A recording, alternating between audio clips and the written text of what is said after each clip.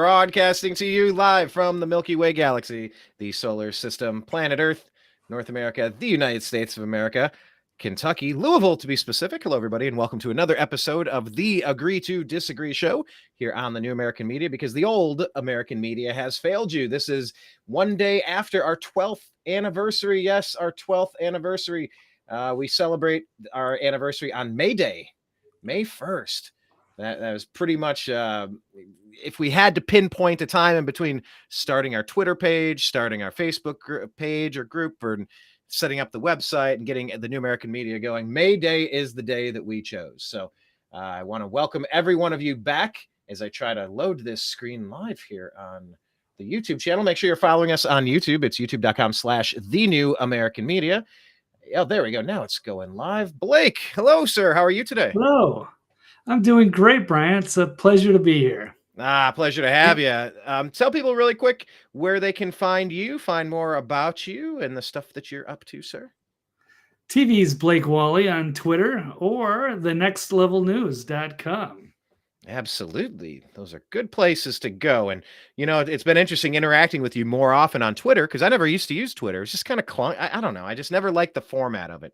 I like the Facebook format of groups and just how you collate the information, but it's nice interacting with you on Twitter. So follow him at TV's Blake Walley. So today we're going to be discussing these topics. We're going to talk about bank failures. Yes, it's probably the biggest story that you're not talking enough about. We're going to talk about environmentalism and climate change activism. We're going to talk about Budweiser, no damage, no worry, nothing to worry about, no brand damage.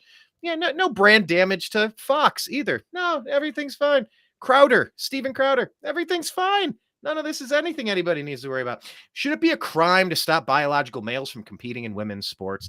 I don't know. That's a question. What about Pras Michel? Yeah, that guy from the Fugees, his illegal lobbying conviction. Have you heard about this? And then you combine that with the O'Keefe Media Group going around and asking people, did you donate hundreds of thousands of dollars to? Okay, so we're starting to finally uncover all of the corruption all at once. I am waiting for like a big month when everything is dumped on the table. The Epstein, the vote. Anyway, you get it. We're going to talk about that.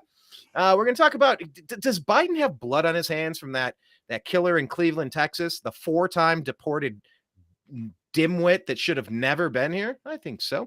Should Texas Governor Abbott stop sending illegal immigrants to Chicago? I mean, I don't know. Maybe it's Texas's #1 export these days. So interesting. The Biden team conspiring with over 50 intel ops. What's going to happen there? That sounds like treason. That sounds like a coup. We're going to talk about that. We're going to talk about Epstein and his spy blackmail campaign and his rigging. We're going to talk about if you abuse children, should you get the automatic? What about flashing kids? Should that be an automatic? Or maybe just a felony. And then we'll talk about DC shills and, just a quick update on the Restrict Act and the Trump indictment and the Biden impeachment that isn't happening. All these stories and more can be found on today's episode of the Agree to Disagree show. And we welcome you right now to when I hit the button, it moved again. Wait, where's the intro? Where's the intro, Blake? It's on the bottom now. Is it called Supercut? Yeah, that's it. Ooh, is this a new one? It is. The titles are hideous. It's a work in progress, but this is the one that we've been talking about. So here is finally the launch of this rough draft. Yes. Enam Supercut intro. I'm gonna have to give you like feedback, even if I have like, all right, how about I'm gonna have like a laundry list of 15 things. Let's do this. Let's do that. I love this. I don't care for that. No, I'll just go like this, but we'll talk about it after. I'm excited to see it. This has been what, a month in the making, Blake? 2 months, 6 weeks, something like that. Yeah, run out of time, but I mean, it was a big project to do this intro. So now it's about 90% there, and then we'll clean it up. So it looks pretty good. It's like a demo reel almost. It's pretty good. I'm so excited. We strategized this for a while. Let's go right to it and jump into today's show on the Let's jump into today's Agree to Disagree show. There we go.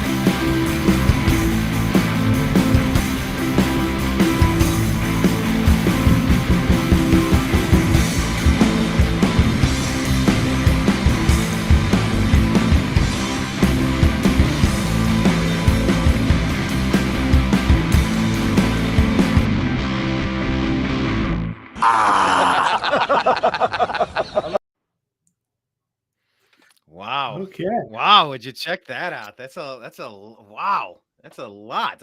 Some of these I'd forgotten. I'm sure there's some that I would like to add in, but geez, yeah, Blake, we've been at this for 12 years, dude.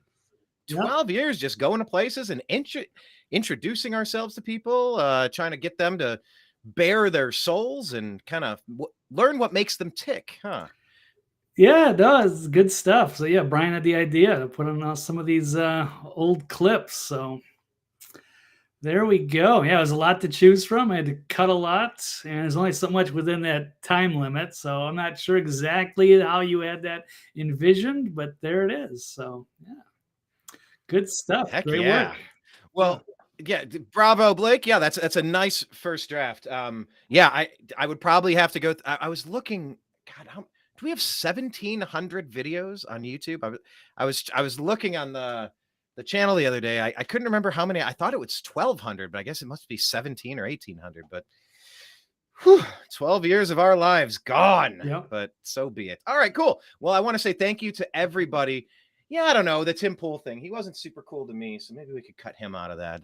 I'm reading the comments. David Lopan, hi David, and hi MJ Sedona, and everybody else in the chat room. Welcome. Please leave your comments along with our topics, because interacting with us, it's my favorite part of the program. It's the live give and take of trying to read through these and incorporate your thoughts into the program. So, Blake, we got a million topics to get into today, so let's jump right into the first topic, shall we? Okay.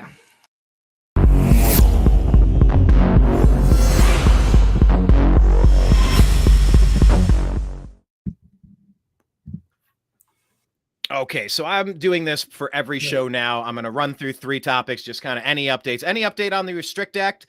I don't have any update on the Restrict Act, but everybody in Congress was initially in favor of this, which means you better run, you better be scared, you better cover this, and you better not let it happen. Not Rand The Paul. totalitarian... Rand Paul was outspoken against it. From the jump, even from the beginning.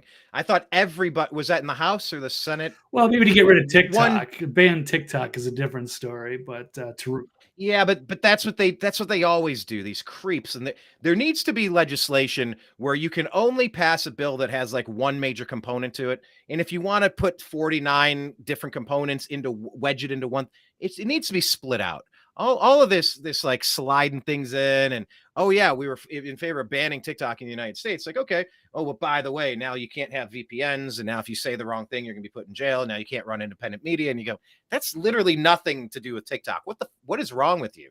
So anyway, keep your eyes peeled on the Restrict Act. Blake, you didn't hear any updates on this over the weekend? Nothing large? No, I think the backlash was enough that they've been forced to retreat. Even Josh Hawley. I want an official retreat. What did you say about Josh Hawley? Even him? I would assume so, because normally I hold him in higher regard, but I was surprised to see him come out in favor of this. So maybe he's had to rethink things. I think they all have. Lindsey Graham got slammed pretty hard for it too. So wasn't a good look. So we can agree maybe Lindsey TikTok, but to put the Restrict Act is so much worse. So it's time to go back to the drawing board. And I would probably say maybe in the future we could avoid using subjects or using phrases such as Lindsey Graham slammed hard. I really don't want to spend too much time thinking about that. Anyway, keep your eyes peeled on the Restrict Act.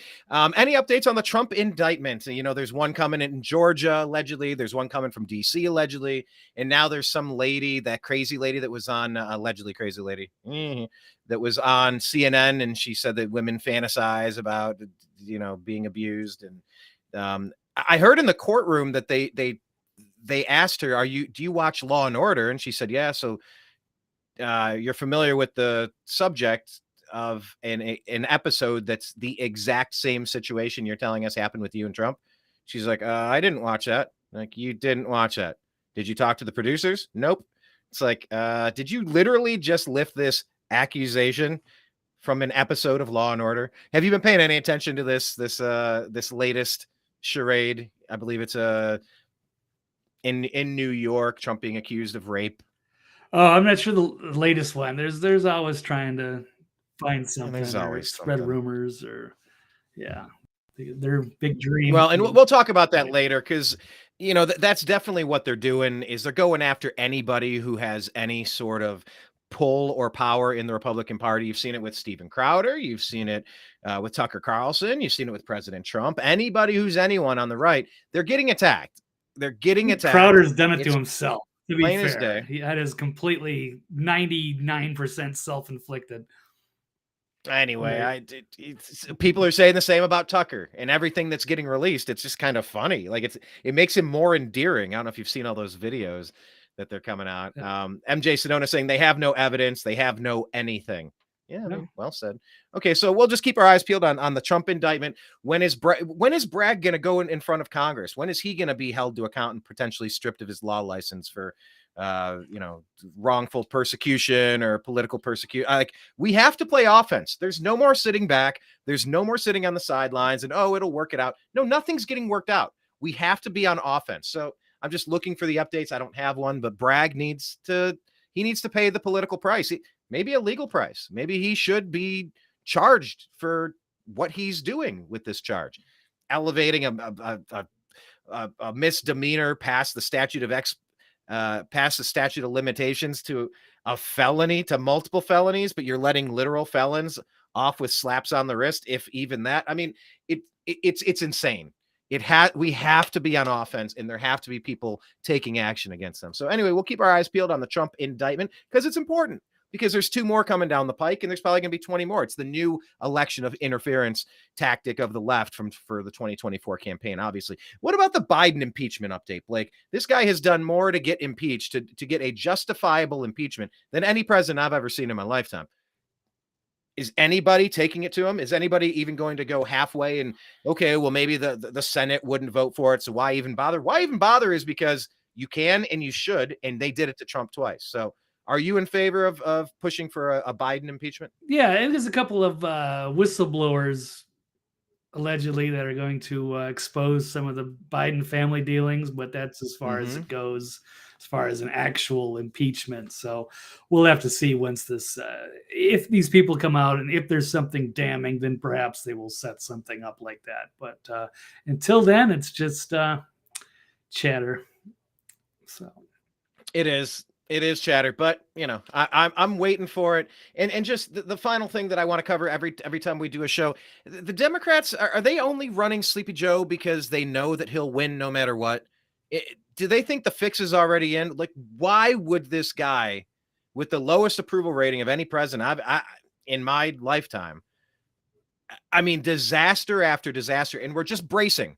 We're bracing for, like Trump said, you're not supposed to use the N-word. No, the other N-word, nuclear. We are on the verge of a nuclear war because of their reckless activities in overthrowing Ukraine in 2013, Obama, Biden. I mean, are they only running Sleepy Joe because they think he's going to win and they have it locked? They have the mechanisms in place. Maybe it's not drop boxes and mail-in ballots per se, but maybe it's other means. Blake, I mean, do they really think that that's the person that has the best chance to win? Because I feel like a ham sandwich would have a better chance to win than this guy. Well, if it was like a totally fair and transparent election, yeah, he shouldn't stand a chance. But yeah, I know the DNC loves him because they want him to do. So he's not going to stand it. If it was a different candidate, say, Hillary or Hakeem or, somebody else that's going to, want to do their own agenda, then maybe that would present problems. Whereas Biden is just purely a rubber stamp and he doesn't oppose anything. It's like, yeah, okay, whatever. He'll sign it. He doesn't need to know what's in it. So.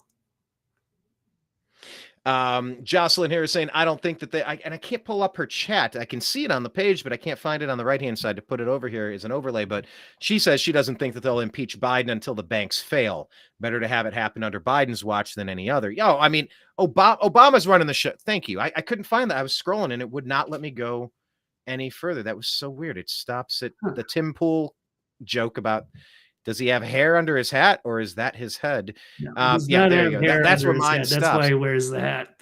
So yes, but it is interesting. I mean, I've suspected for a long time that despite the fact that this is the third Obama term, I've suspected for a long time that Barack Obama does not like Joe Biden, and that I just have this feeling that he's getting set up. You know, he's there to be the fall guy. He's there to kind of go down. He's there to take all of the abuse, because this is Obama doing all the things he's always wanted to do. And he was just always concerned about trying to be popular. But now it's like, no, no, no, no, no. I'm letting it all rip now, because this is what I'm really all about. So you're really seeing the true Obama right now. But yeah, so I don't know. I mean, they had COVID during the last election. Could it be a nuclear blast or an EMP or world war to kind of, oh, you know what, emergency powers, we're going to have to suspend the election in 2024. I mean, what tricks do they have up their sleeve? Because there's nothing they have done that they can point to as a success. Success like, is the way that they harvest that ballots, buddy. They've got the election down cold. They know how to get all the ballots they want. They know how to win the election. They can just have their candidate campaign from a basement. It doesn't matter whether it's Katie Hobbs, Joe Biden, anyone they want. So as long as they can control the mechanisms, it doesn't matter. Why should they? What should they fear about anything? Now, if it was going to be a transparent process, the voting was going to take a week. It was going to be in-house. You had to have you had to have an ID. They had to, check you out. You had to be a citizen for, 5-10 years. If they put in all those, restrictions to, honor the integrity of the process, yeah, then they would be worried. Then they probably would be trying to find somebody that resonates with the people. But as it stands right now, no. They own the process, and they can elect a ham sandwich, or in this case, Joe Biden, and he'll do anything they want. So there's the reality. So there's the cold, harsh reality. So is there no point, Blake? Are the eventually? I mean, could this end no other way? Are people like you and I going to get rounded up one day by armed IRS guards, and we're just going to be thrown into a J6 gulag? Because we're daring to go up against the deep state and the globalists that are trying to destroy this country and erase borders, erase culture, and destroy liberty and freedom as we enter this new technocratic, digital, dystopian hellscape. Well, is there no hope? Have you been black-pilled, Blake? Is there truly no hope? Oh, there is hope. I think we're going to continue to fight for freedom in any way that we can, but yeah, they'd certainly they'd put us away if they could. So it's either us or them, and it sucks that it's this high stakes, but here we are. And I just encourage everybody to remember, like, it's easy to just kind of say, well, wasn't easy to fight against the redcoats back in the day, but our forefathers had to stand up. They just sit around and without shoes at Valley Forge and get ready to fight battles, or go on a Christmas Day massacre. They had to do a lot. They went through some adversity, man. We haven't been through half of that. But yeah, this should be an easier battle. But trying to wake up the masses is certainly not easy. Not what I thought. Yeah. Well, who was I just listening to? It was Elon Musk talking with Bill Maher, and they were discussing how, like, either he asked his kids, or I miss who he asked, but it was about Washington. It's like, well, what do you know about Washington? It's like, oh, he owned slaves. And it's like, that's literally the only thing kids are getting out of. And I fostered a kid in Los Angeles. Oh, so what'd you do today? We Dr. Seuss. Oh, you read Dr. Seuss. I don't know. I thought that was a little, 5th grade, a little, little young reading for that. But okay, what did you read? No, we didn't read. We just read an article about Dr. Seuss. I'm like, that's weird. Well, what was it about? It's just that he was a racist. I'm like, these schools, and I will continue to tell anybody that will listen, the schools are the thing that need to be completely dismantled and rebuilt. This is where we're getting such a confused and underinformed generation of people that have swung the last 2 elections, allegedly. If you can believe what you're hearing, in 2020 and 2022, it was the young kids that made the dimwit decisions to vote the way that they did. So something about the youth is being radically tarnished by this woke cancer.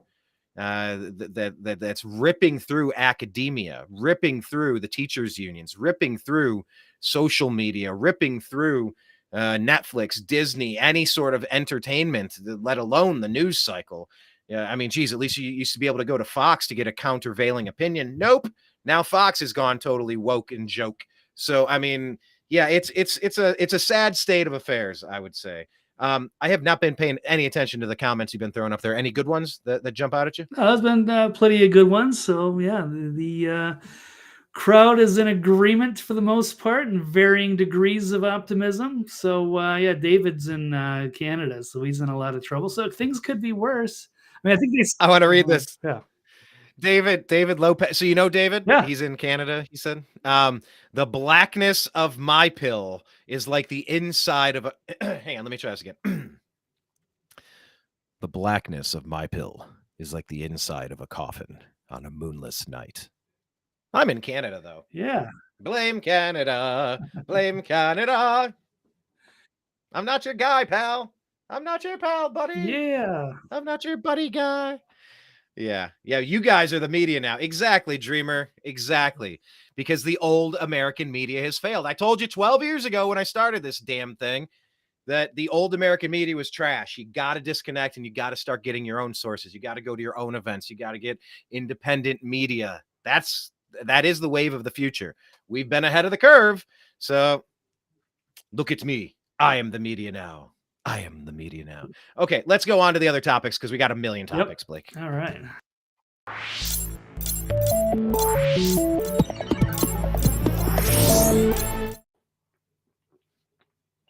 All right, and I'm assuming you might have some articles to maybe give us just a couple of sentence overview of where the situation is. I know we have production on today's show, but this is me stalling while you scan your browser tabs to find it. Sure. But Blake, agree or disagree? With more bank failures happening, the next bubble is about to burst. Would you agree or disagree?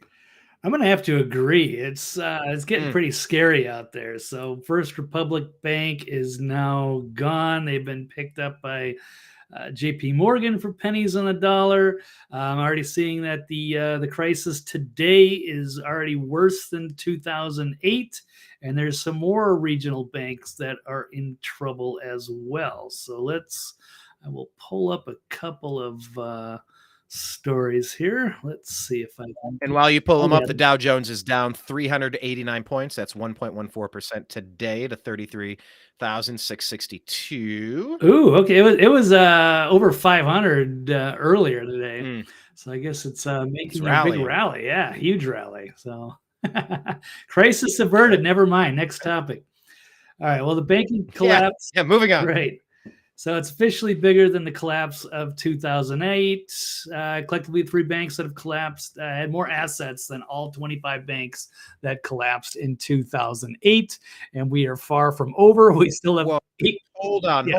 I want you to repeat that. Repeat that one more time. Let me make sure I heard that. Okay, right. Yes. You read the headline correctly, or heard. Say collectively, the 3 banks that have collapsed so far in 2023 had more assets than all 25 banks that collapsed in 2008. Holy shit! Yeah, and this was it was from today. I thought it was yesterday's article, but yeah, First Republic officially closed. JP Morgan picked it up, and there's more stuff coming. Saw this interesting tweet saying dozens of regional bank stocks are plunging today. I think they stopped trading on a few of these already, just like they did with First Republic and Silvergate. Now you got PacWest, Western Alliance, Metropolitan Bank. These are some pretty ugly numbers. So you're going to see a major consolidation of all of these regional banks, and then you're going to just see a few of the top ones get bigger, like JP Morgan. The Fed Reserve, I believe they have a meeting today, and they're going to announce perhaps another rate hike tomorrow. We shall see. They might also just pause, but this is creating an enormous amount of pressure on these banks, and it's going to be a problem. We're not out of the woods. I want whatever that guy's having, by the way, in the picture you keep scrolling past. Whatever that guy's having, I would like Dan Pena. He's or Pena, yeah, he's quite a character. He's a really Wow. filthy, very angry guy, but he's interesting and entertaining. But yeah, he's frequently shows up in many memes on crypto Twitter. Blake, weren't you in high school voted most likely to be filthy and angry? Probably not. Weren't you voted Maybe that most in your likely to yearbook? fall asleep in class, or most likely to leave my headlights on in the parking lot, something like that. Those are the two that I thought I was worthy of, but I was not selected. Oh well. Oh, I gotta Oh turn well. this share screen off. Okay. There we go. Okay, we're back. All right. Well, look, I mean, I would like to know. I would like to kind of discuss and figure out what are we supposed to do, because we all see it coming. We see the iceberg. I don't know. It's not quite an apt analogy, because it's like, oh, we don't want to hit it. It's like, no, no, no. It's already gashed the hull. It is soaking in water, like Jocelyn saying, all banks are going to fail. Wow. U.S. Treasury Secretary warns that the U.S. could run out of cash by June 1st. Your reaction is things may be about to get ugly. By the way, oh, they're going to end up, oh, we might be out of cash on June 1st. Coincidentally, here's your CBDC. Here's the thing that nobody wanted. Yeah. Here's the thing that nobody asked for. We want everything to be digital. What could go wrong when you watch Trudeau shutting down bank accounts and freezing people, and you can't travel, and you can't, this is your mark of the beast, people. This is your mark of the beast. You better oppose this. You better not participate. You better speak out while you can, because the people that are silent now, I was watching Clay Travis.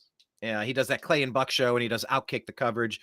And he was talking about how he was the only sports figure that publicly said he was voting for President Donald Trump, and nobody else would, because they were afraid. So he starts getting hundreds of messages saying, I feel the exact same way you do. I just don't want to get canceled. I don't want to lose my job. If I say something like that, I'm not going to be employed anymore. So, there's a lot of sentiment out there that people are not communicating. And I'm just begging each and every one of you, this is your last call. This is your last chance. Speak now or forever hold your shit, because it's about to get really dystopian. And if you don't speak now, I know you're concerned. I know you're concerned about getting canceled and losing your livelihood and having the woke mob barking at you. Guys, girls, this is it. This is it. This is your last chance to participate, because what they're about to ram through, what they're trying to do, what they've been trying to do for a really long time, it's beyond a nightmare. Like you were saying, Blake, what the colonists had to go through to destroy those dirty, rotten lobster sons of bitches, as they called them. Lobster The bags. red. Yeah. Yeah, they called them dirty, rotten lobster sons of bitches, or something like Lobster that. I bags. remember But watching yeah. this. Really good. No, they called them lobster sons Oh, of really? Okay. bitches. I thought you were No, making I that mean, up. they All they right. were no. It was, I've said it 3 times. Yeah. It was from like the writings of one of the founding Sam Adams. I don't remember who exactly it was, but it was on like Sons one of of the Liberty. History Yeah. Channel. I just loved when they call them lobster sons of bitches. That little part right there, because of the redcoats. But this is it. But what I was getting at is, this will be at your doorstep soon enough. The wildfire is coming. We need to get out and get to work right now. We need to address it, because there's a monster on the horizon. Yes, I'm mixing metaphors. It's a fire. It's a monster. It's trash.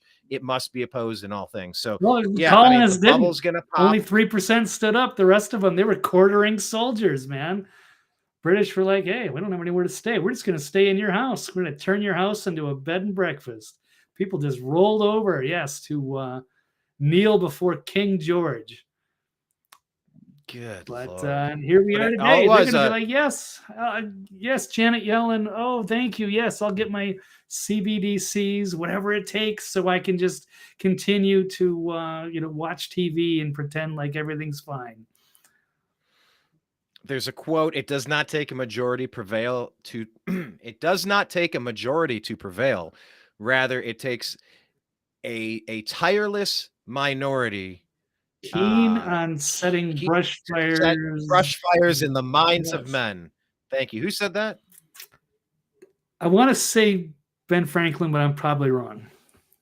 Yeah, I don't think it was, but yeah, all these Thomas revolutionary, Paine, or is it? these are like, type in brush fires in the minds of men. Yeah, but I think that like the Sam soul of Adams. our nation, the thing that these idiot teachers are trying to remove, where they don't know anything about Or how amazing George Washington Thomas was for giving us Jefferson. this country. It was Well, Jefferson probably. I'm gonna have to go look. Brush fires.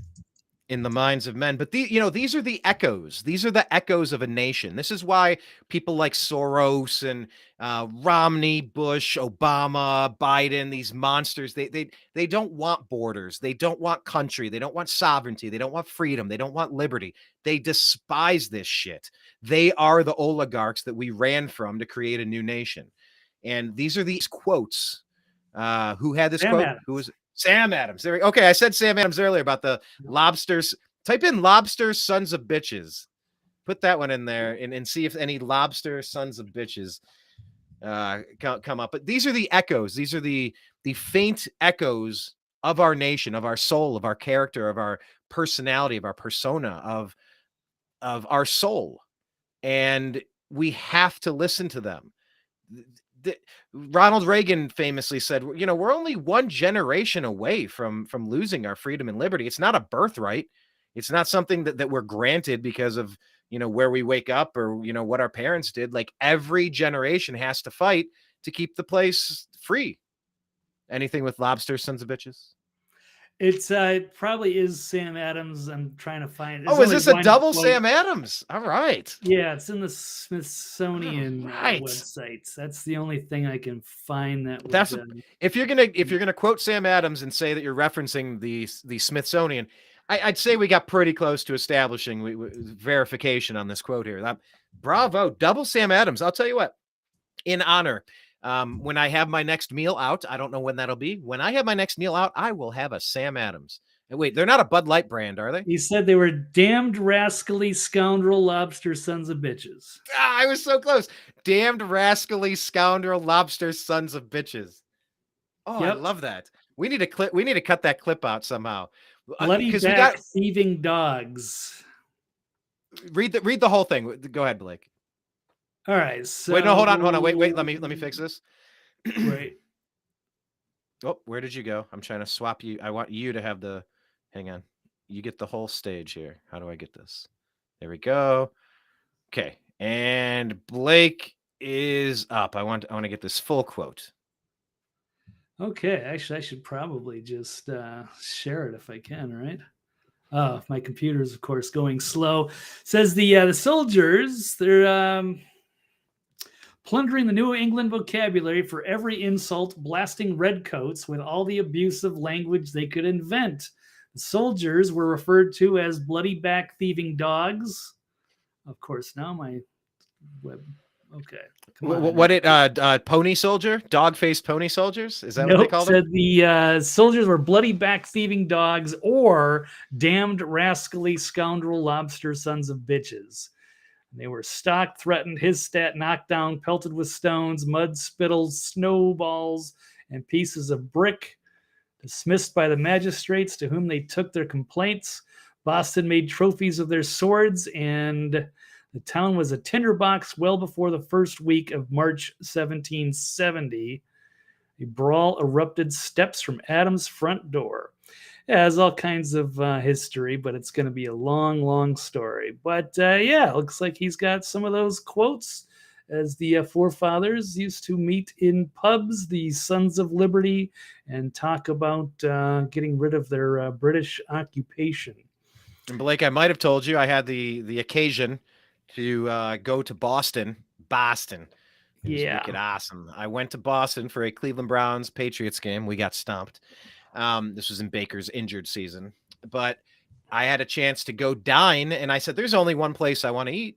There was one place I wanted to drink, but we weren't in the right area, and it just didn't make sense to go to Cheers. But that aside, I went to go dine at the Green Dragon Tavern, and that's where this place is from the 1700s. This building is 300 years old. It's older than that.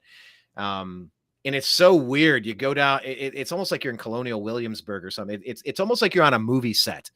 I don't know how you lived in LA for a little while and you did work some events. Did you ever get to go to any of the movie studios, Universal or Paramount or Sony? Did you have a chance I to was like Sony, Warner Brothers, Can't remember. I know I must have been at another one, but I can't recall offhand. Yeah, and they're pretty But, cool because they're little cities. Yeah. We're binging the Gilmore Girls in the house. I'm like, oh, I worked this set many times. Many times I've been out over here at the Paramount lot, but I actually did an event at the producer of the show. Did a private event at her house. Go figure. But anyway, Nice. yeah, those what the hell was I talking about those sets for? Oh, just because that's what it looked like in Boston. You went down this alley and it's like there's no room for cars. Like they might have retrofitted a couple things, but this is like horse-drawn carriage, cobblestone.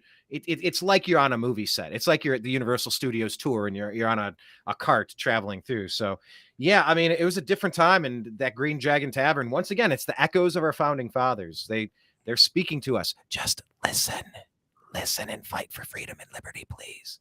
So anyhow, okay, cool. So keep your eyes peeled for the bank failures, but I would love to get an expert on and try to help us figure out like what can we do right now. So if everything's going to turn to shit, like how do we protect ourselves? What is the best way? Preparedness, TNAM Preparedness. That's a group on Facebook, TNAM Preparedness. Please go subscribe to it. It's a private group and we talk about survival. But yeah, I mean, with all the inflation and everything, those who have over 250 in the bank, 250,000, should name family members as beneficiaries. Each family member will be eligible for a max of 250,000, especially important for businesses, and buy silver. Yes, you can buy long-term survival food. You're going to beat the inflation there. That's a good place to do it as well. Get tangible things, because as inflation goes up, it's like that $30,000 car that you have. Well, it's going to be $35,000 next year. It's going to be $40,000. That $5,000 car is going to be $15,000. So if you just get some things, the inflation will work its way out. I don't know, man. If they were willing to do what they did during the COVID craziness, I shudder to think at what their next plan is, because they don't have any issue on their side. These globalists have nothing that the people want, nothing. And so like, what's the only way they could continue? I'm guessing they're going to take a baseball bat to the entire stack of Jenga pieces. They don't give a shit. They will knock them all down. They will knock off their nose to spite their face. It's not even their face. They don't care. They do not care about George Carlin. They don't care about you. They're in one big club, and you and I ain't in it. They don't care about you. They don't give a fuck about you. They don't care about you, says George Carlin, because they don't. So yes. Jocelyn saying we need a new banking system that is not run by the same banksters that own the fake Federal Reserve. Yes, which is not federal. It's privately owned by European banking families. No CBDC. Patrick's Time asking, how's the Ukraine war going?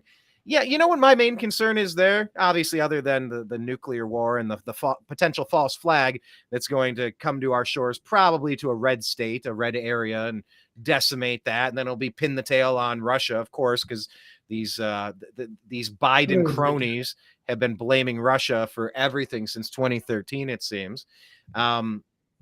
So how is the Ukraine war going? My biggest concern is all of our ammunition and all of our supplies, they've been left to rot like steel beams on the southern border that's wide open.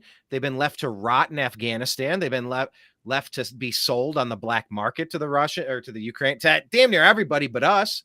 All of our ammunition stockpiles are over there. I know Israel's been bitching that their allocation of weaponry and bullets and supplies have been swallowed up by the Ukraine situation. And it's like, okay, well, that's a whole other topic with Israel, and we could go down that rabbit hole, but I'm going to pass at this particular moment. But the United States is being left disarmed. The United States is being left vulnerable. The United States has a wide open border. Oh, God bless it, America. Blake, what are you doing? You're giving me I'm having a seizure. I can't even, my words are garbled, dude. Dog-faced pony soldier. Okay, God, get that off my screen. The propaganda from these clowns. Anybody that puts a Ukraine flag in their bio actually I think Anomaly did a song called Ukraine flag in my bio or something. I've been listening to a whole bunch of, get that off of the screen, Blake. You're killing me. I can't even look at it without becoming viscerally Oh, that's the Ukraine. I know Ukraine agitated. played. Oh goodness, no, but like songs from like Anomaly and Tom McDonald and Bryson, whatever. Like I've been waiting to listen to these songs as they come out because I want to do a reaction to them on my other YouTube channel. So I'm slow rolling that, but I do. I think he did a song called "Ukraine Flag in My Bio," and he did a song called "Bioweapon." But like, how's Ukraine going? It's money laundering and it's leaving the United States completely vulnerable. Biden has stolen from our strategic. I'm sorry, it's Barack Obama. This is the Barack Obama term, and we keep hearing rumblings that it's going to be Michelle Obama that is going to jump in at the last minute, and she'll be the Democratic president. However, they actually do it, maybe they'll take him out and make a big to do about it, and then she'll step up to save the day. But yeah, this is the third Obama term, and they've stolen our strategic oil reserves. So these are empty. All the things that we need to have filled, the entire purpose of having this stuff is so that we can be prepared. They've left our doors and gates and borders wide open. They've depleted our supplies. God help us. But the only thing I can be positive about is that we have truth, we have reason, we have freedom and liberty on our side, and we will not back down. So anyway, that being said, oh, thanks, Patrick. Yes. Big M. All right. Next topic.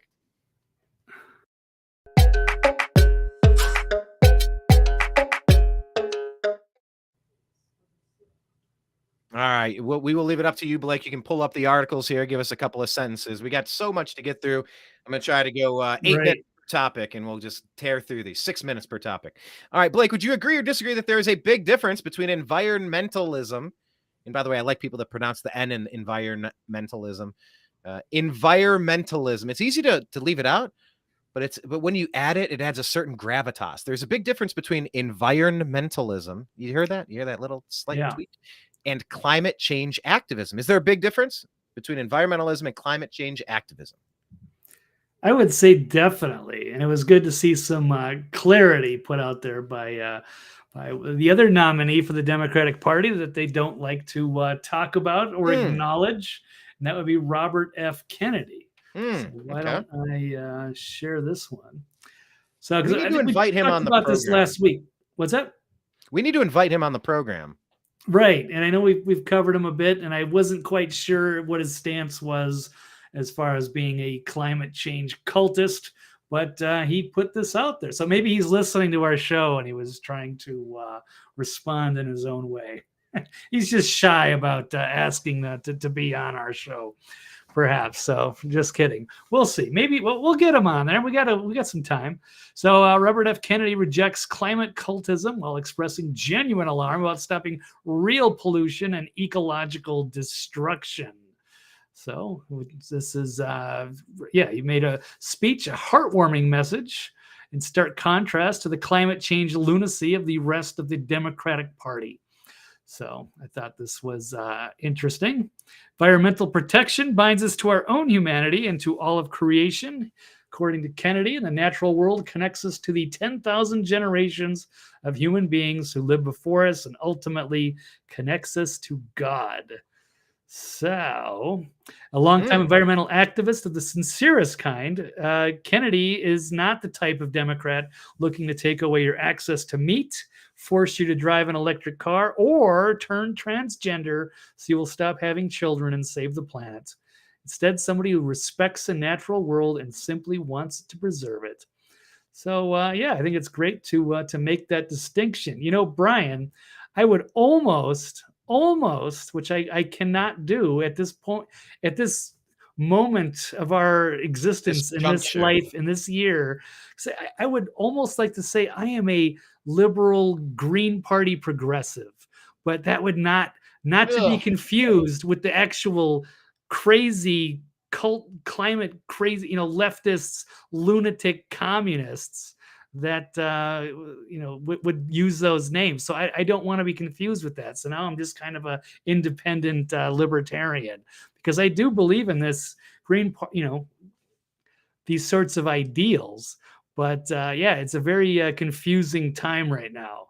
And I do not subscribe to any of this climate change nonsense, that it's somehow, man-made global warming and that we have to eat bugs or stop our carbon output, or sell our cars, or turn trans, or any of this crazy absurdity nonsense. But It's a death cult. It's a death cult. I heard yeah, it described as a death cult. And I'm like, that's what it is. These are Incas, Mayans, Aztecs. They're, these are the sacrifices up on the mount. It's at the top of the temple. It's tossing into the volcano, firstborn up on the, the Passover. Like, this is a death cult. I don't understand how this happened. I don't really get it. I don't get how.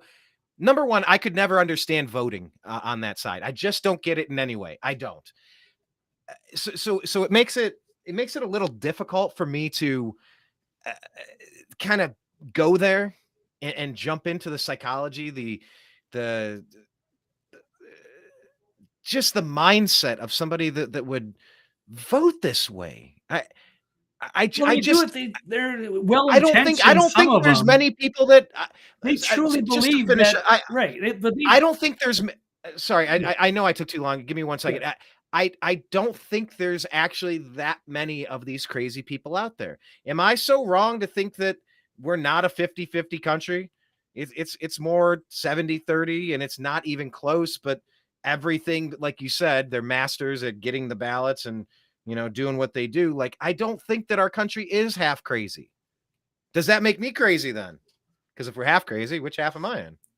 Yeah, I don't know. People have like their good heart and their intentions, and they truly believe that carbon is this dangerous gas that's warming up the planet, and that it's humanity's fault, and that we've got to shut down our production.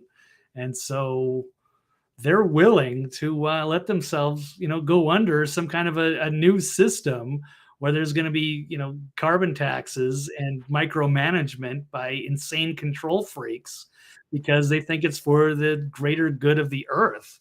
But none of that science is held up. But on the other hand, historically, as liberal progressive, I didn't like the idea that there were these, terrible corporations that were, polluting or dumping stuff into the Of course. fresh water. There's all kinds of Of things that course. they got away with that were bad, and raised people's awareness and started this kind of activism for the greater good of the earth, which I do believe.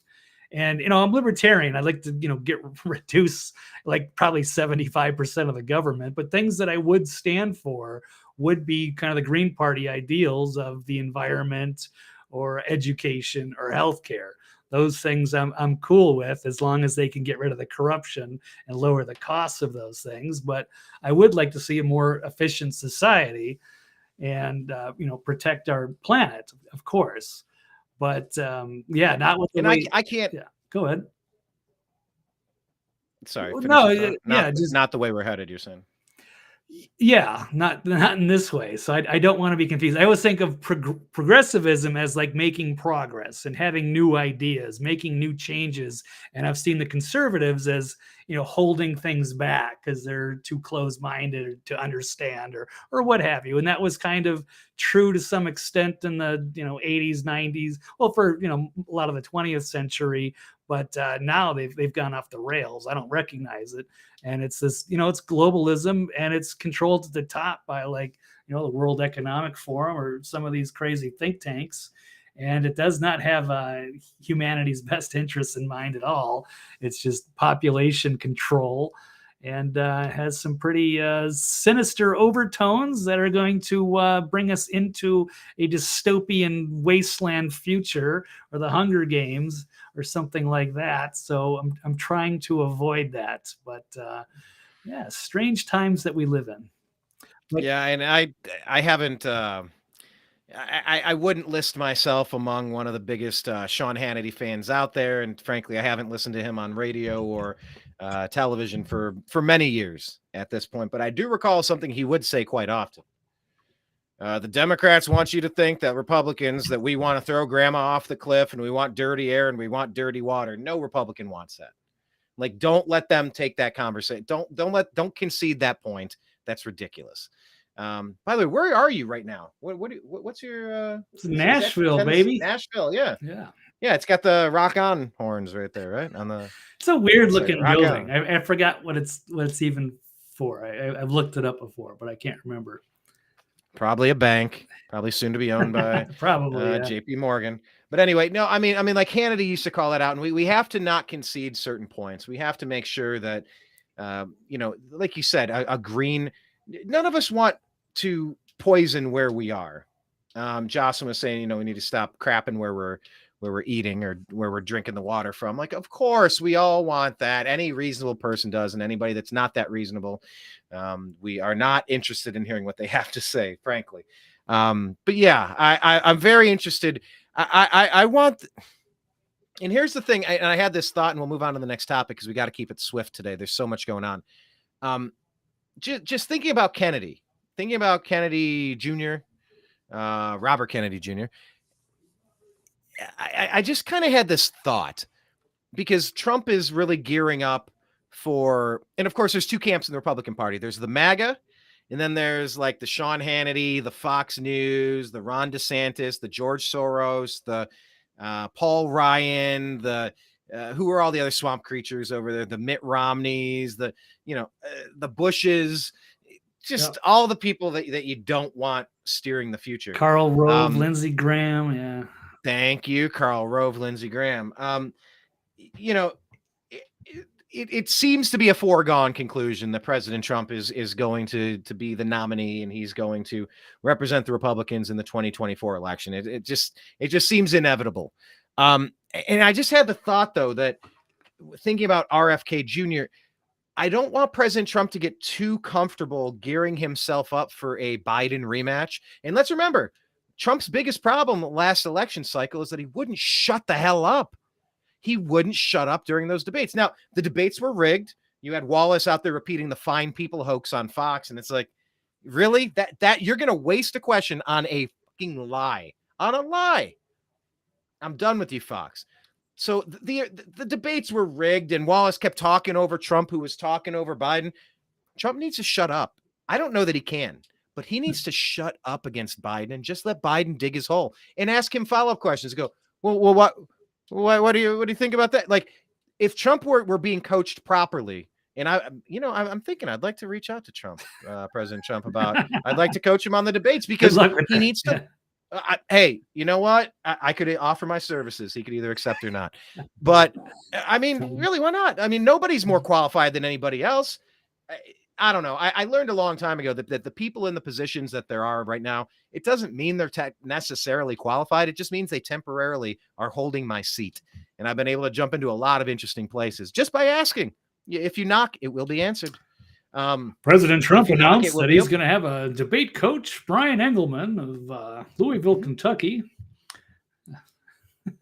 Yeah, I know. There's a little bit more gravitas when the New American Media was headquartered in Los Angeles, California. Right. However, I'm thrilled to have escaped there. But yeah, President Trump should just keep it in. Don't do that. I'm going to try to steamroll over top of you because it's power and dominance over this old man. Ask him follow-up questions. Well, Joe, what do you think about? Well, Joe, you said this, but it was actually a different thing in February. Well, what happened in Ukraine? Like, if he just hits the tennis ball back over, Biden can't lift his arm. He's like Mr. Burns. He's Weekend at Bernie's. He can't hit the ping pong ball over the net. So just gently toss it back to him and let Biden stumble and stammer. He will fail if you just let him. But anyway, my point was, this is a long, circuitous route to get to this point, Brian. I want President Trump to also, this is part of my free coaching, I suppose. It wasn't going to be free. Thanks, Blake. Now you got me giving away my secrets for free. I was going to try to get gold doubloons from the old man. Old man Trump, give me some gold doubloons in a satchel with money signs printed on it. But yeah, I was going to say, like, I want him to prepare as if Michelle Obama is the candidate. I want him to prepare as if Kamala Harris is the candidate. I want him to prepare as if RFK Jr. is the candidate. Biden could be dead. He's a gross, crippled old sexual predator. Like I don't think he's long for this earth. He's 80 something. What? He's 80, 82. How old is Biden? Yeah, I think he's 80. Whatever. Yeah.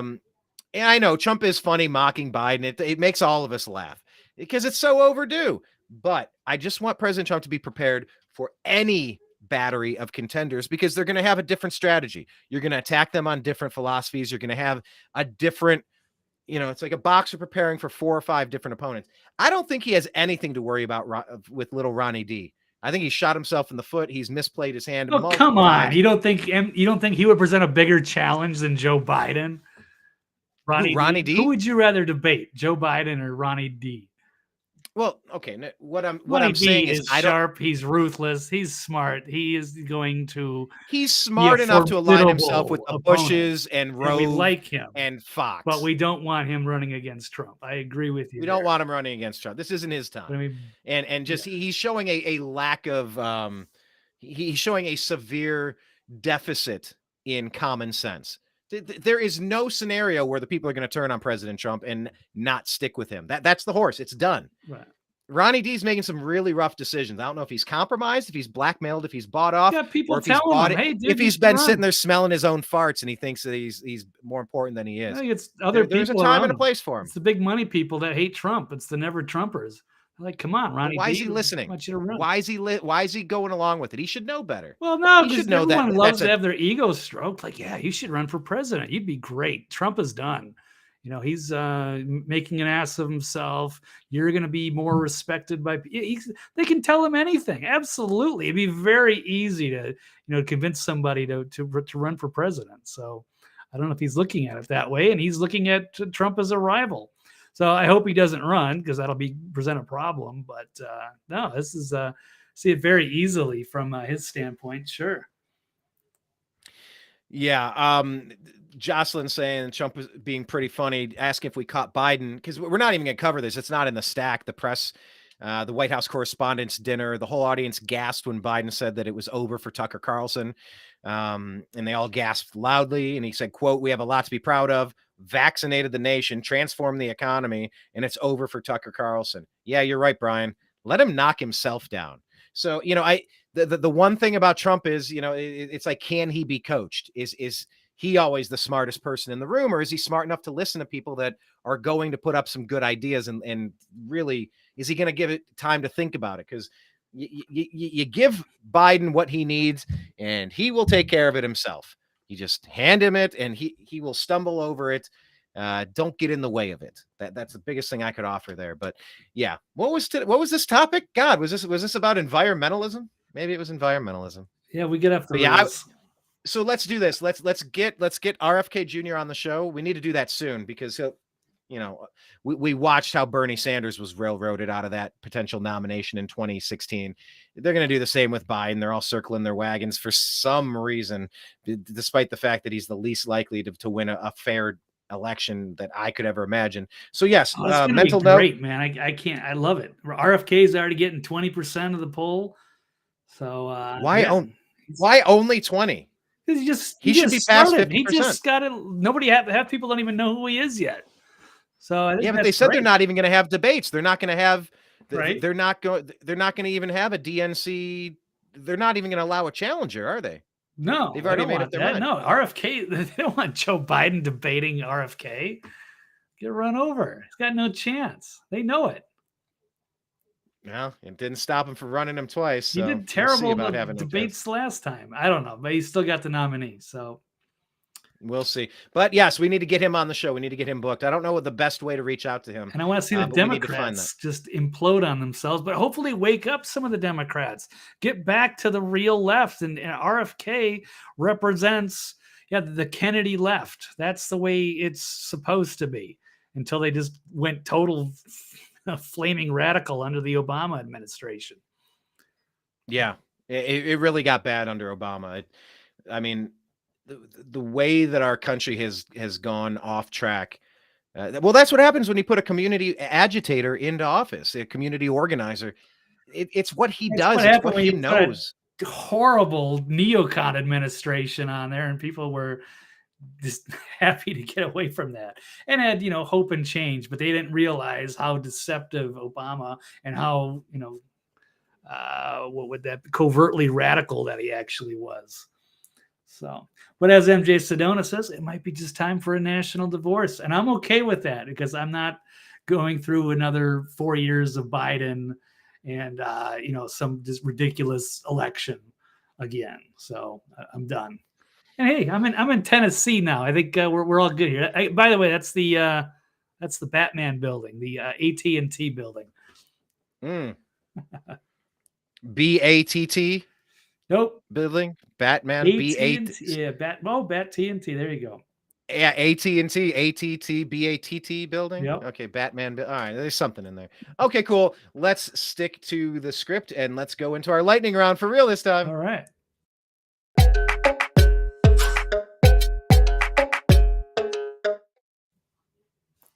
All right, we did cover this a moment ago and we did discuss this, but is the Budweiser brand damage anything to worry about? You know, would you agree or disagree, Blake, that the Budweiser brand damage isn't anything to worry about? I guess frame like that, I disagree. As far as I can tell, their sales are down at least 20%. I think I've seen as high as 26 or something, but significant. And I've seen it in stores as well, personal. So it's going to vary by region, but yeah, probably at least 20% and more. And I don't think it shows any signs of stopping. That's going to be a concern. It's like I said, it's one thing to give up on Coca-Cola for a couple of months and then go back because your only competitor is Pepsi. But when people try other beer and they're going to go, oh, you know, why was I drinking Bud Light all this time? Wasn't even that good in the first place. But that's part of the problem. But they still have not really given a satisfying response for people for their marketing going forward. And then we found out that the CEO is like a former CIA guy. Like something's just rotten at Anheuser-Busch.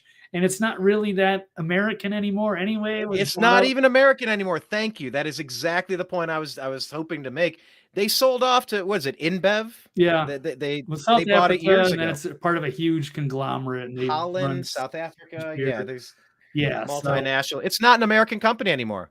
They can pound sand for all I care. And I've been to Anheuser-Busch, St. Louis, Missouri. Like we went there. Our band went there on a spring break one time. We played shows down in St. Louis, went on the tour. Those Clydesdales were, geez, that was jarring to see.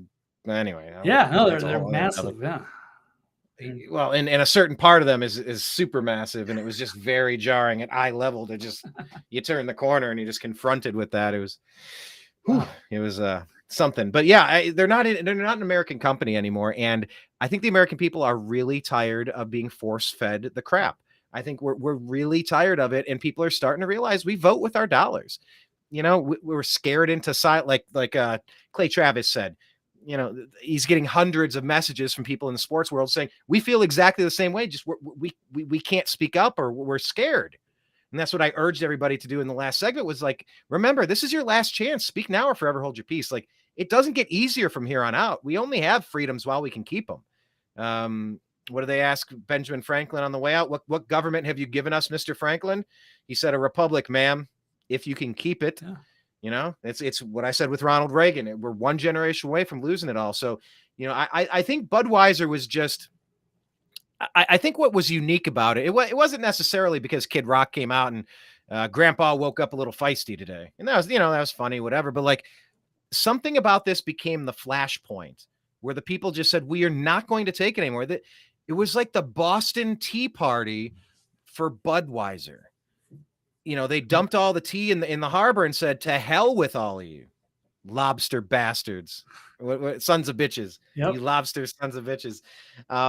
But yeah, I think Bud Light was just such an easy way to go. I'll drink Miller Lite. I'll drink Coors Light. I'll drink nothing. I'll drink vodka. I don't care. I am not doing it. Yeah. Yingling is like the oldest American brewery. Yep. Now. I mean, and they endorsed Trump in 2016. There you go. I didn't know that. Yep. And they do have a good seasonal beer. I don't know if you ever tried it. They team up with another Pennsylvania company, Hershey's. Although Hershey's now they're just as bad with their woke chocolates, right? Yep. Darn, they ruined that too. But Yingling does a Hershey's. What is it? A lager, a porter. They do a chocolate beer, and it's limited, and it's actually pretty darn tasty. It gets a lot of that chocolate flavor for pretty right. Yeah. MJ Sedona saying that Costco slashed the price of their Bud Light 36 packs. Normally it's $30, and the cases were shockingly low price of $14.97. Each can of Bud Light in the pack costs about 40 cents, and it's still not selling. Where are you getting that from? That is an amazing statistic, because I wouldn't buy it. I'm just so tired of being force-fed crap. I'm over it. I don't want this anymore. There needs to be the database of companies you can shop at, and then companies to avoid. It's these woke credit scores, these what do they call, not the CBDC, the ESG, environmental, social. Yeah. Gee, what the hell is the G? Governance. Yeah. You have to starve corporations that are going to treat you like this, that are going to try to manhandle and just crush through their radical leftist Marxist ideology. And to hell with anybody else with a dissenting opinion. So, all right, cool. We will shop elsewhere. We will spend elsewhere. It's just so interesting that this has become the flashpoint. But the other, Genesee, someone's saying drink Genesee cream ale. Oh, that was probably my first beer ever. That was our garage beer back in the 80s. So, like, I never heard of that one. Is that Ohio? Genesee? You never had Genesee? It's like a green and yeah, but is that just Ohio beer, or is it like regional? I mean, Yuengling is only available on the East Coast, but so I can get it in Tennessee, but you couldn't get it in California or Nevada, or I don't think it's not even in Minnesota. So, but yeah, there's a lot of beers that are only in certain spots, but I never heard of that one. I thought it was there's Guinness. Genesee Cream Ale. Genesee Brewery, 144 years of beer, founded in 1878, based in Rochester, New York. One of the oldest continually operating breweries. All right, cool. I will drink I need to find that. I should go ask. That takes me back, though. No, I mean, I don't. I normally don't even buy beer. I try not to, because I do enjoy it, and it's not the best for you in large doses. So I've given up on my beer. I drank enough beer in my 20s and in college. I think I'm good. It just this makes me put on weight. It's not. God, I know. Glamorous. I'm kind of there too. Yeah. Yep. Jocelyn saying the bar in Minnesota that hey, you're neck of the woods, Blake. Maybe that was your bar. Yeah. Said that anyone who talked bad about Mr. Dillon would not be welcome in their bar, and now that bar is going out of business. Karma. Interesting. But it's so weird. I think it was Scott Adams. He used to talk about 2 movies are playing on the same screen at the same time. It might be Scott Adams. I don't know if you've ever heard him say that, and maybe I'm misattributing it to him. But it is like 2 movies are playing on the screen at the same time. You hear some people say, "Oh, well, Budweiser, their stock hasn't changed. Everything's fine." And then you're like, that doesn't make sense. None of that makes sense. And then you look at these banks like, oh, they're failing and everything's fine. The Dow Jones is fine. You're like, nothing is fine. Nothing is fine. Inflation is through the roof. Like nothing is fine. How is everything not on fire? Because it's literally so 2 movies are playing at once. They're trying to tell you that Budweiser, nothing has changed. Conservatives, they like to try to, the left can't meme. They just can't. And they'll say that they'll call the right snowflakes, and that there's tears, right. Liberal tears. Comedy was great during the Bush years, but it is, they've totally forgotten. They've lost the plot. They have lost the plot. So I know I did. Thanks, Obama. Yeah. Benny Johnson posting on YouTube about the bar. It's pretty funny. I haven't seen that, but I will have to check it out. Okay, so that's Genesee. We've seen the AI beer commercial. That's great. Yes. For another time. Okay. Next topic. Let's keep it feisty, folks. On to the next one.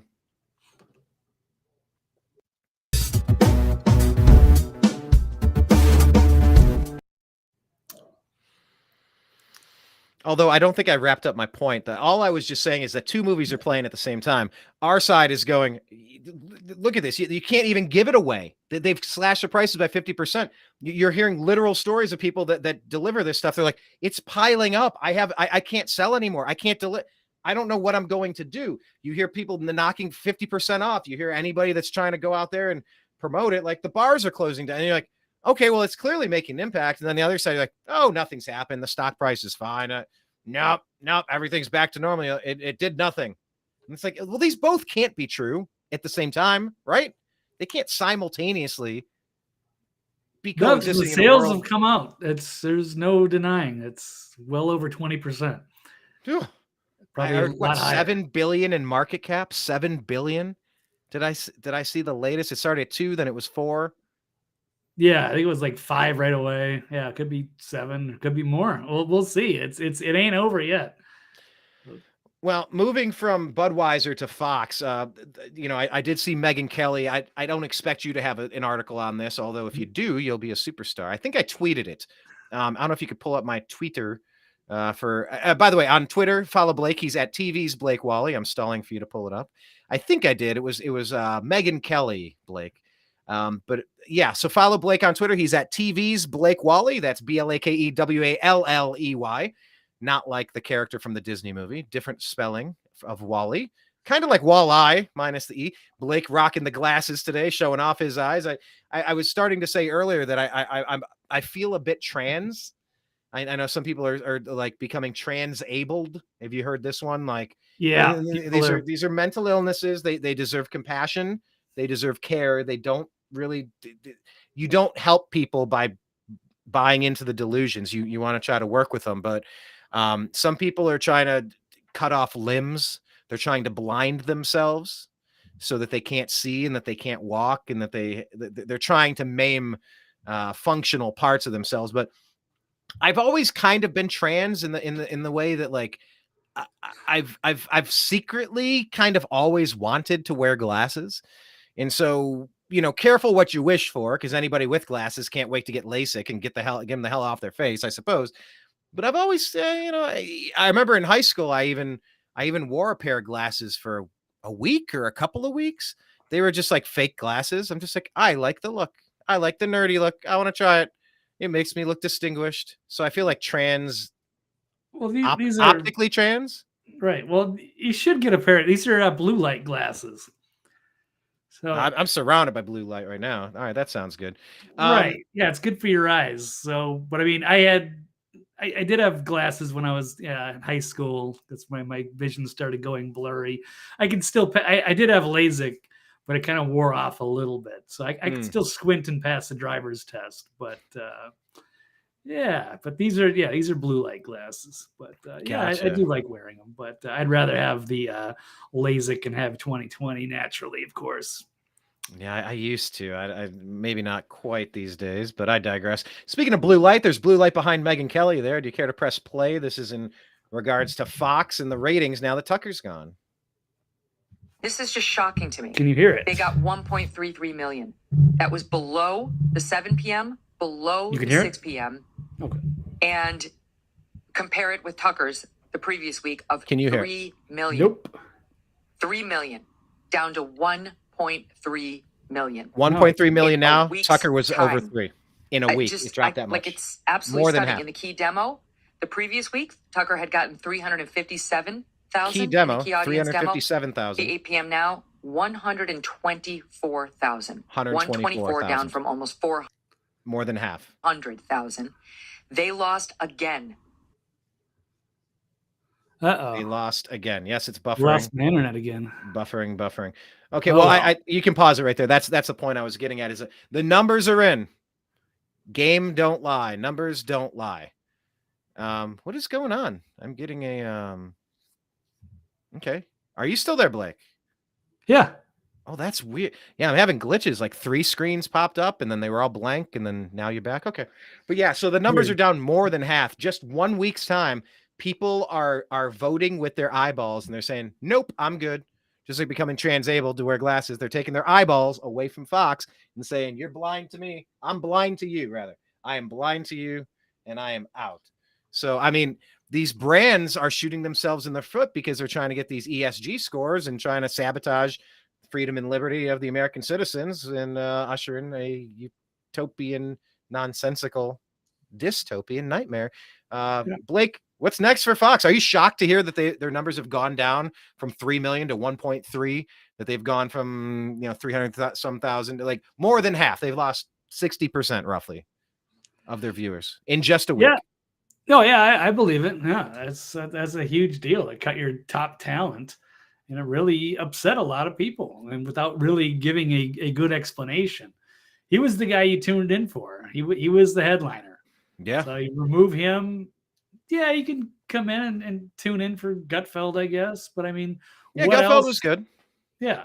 I mean, there's also you could leave Fox News on. Sometimes it was just on the TV. I didn't really care. And the It was 5 on- is okay, I guess. Yeah, I mean, I really don't watch much of it either. at all, except for I would watch Tucker sometimes because he always brought real stories and he did things that other people wouldn't do. So you take him out of the equation, and I've got no reason to follow him. Now, I do like it was an interesting choice that they picked to replace him. That's cool temporarily, but I mean, I'm still not going to tune into Fox. I just don't care anymore. I'm got to send a message in my own way. Mm-hmm. So they're dead to me. Well, They're bad before, and now they're going back to their old form. They're getting back to the neocon programming, and I'm not going to deal with it. So they did it to themselves. Well, and now it's time to pay the price. You said something that reminded me of what Bill Maher said about DeSantis and Trump. What did you say? You said something about a band or a cover band or a headliner. Yes, you said headliner. That's what it was. Thank you. And it reminded me of what Bill Maher said when doing a callback now to Trump v. DeSantis, little Ronnie D. Bill Maher said, well, you know, Donald Trump is the touring act. Donald Trump is the headliner. Why would you go see the cover band? Why would you go see the tribute band in Ron DeSantis when the original act is still touring? You just don't. There is zero appetite for that. Zero. Okay, fine. The 10% of the never Trumpers that when we asked Alex Jones, oh, it's just a bunch of George H.W. Bush assholes. You know, like the never Trumpers are still there, and Ronnie's he's whispering sweet nothings, but there is zero appetite for that. There's a headliner out there. You don't go see the cover band when there's a headliner still touring. So anyway, I digress that. MJ saying I only stomached Fox Nation for the Tucker content and the fact that you appeared in the alien abduction segment. All right, cool. And now you canceled. Nice. We got to cancel. We got to cancel the Netflix, the Disney, the ESPN. We need to cancel that Fox. Anything we're paying for that is just, Dave, like you, Blake, let's do a line of merch for the show, for the Agree to Disagree show.